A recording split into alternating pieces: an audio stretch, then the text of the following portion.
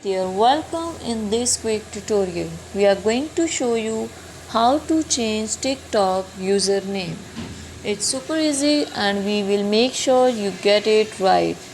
Just make sure you are logged in and using the latest version.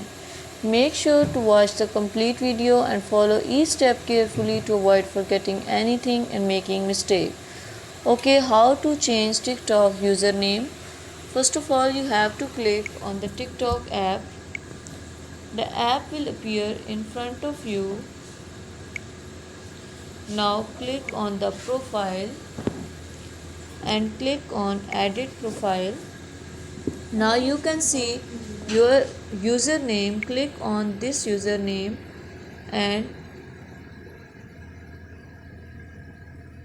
I have changed this username 15 to 60 seconds ago, and you have your change username every 30 days. So here you have to edit that name and write what you want to add. Your username will be edited or changed. Thank you so much. That was all. Please consider showing your support by commenting, liking, sharing and subscribing to our channel for more valuable content in the future. Your engagement is highly appreciated. I wish you very good luck. Thanks.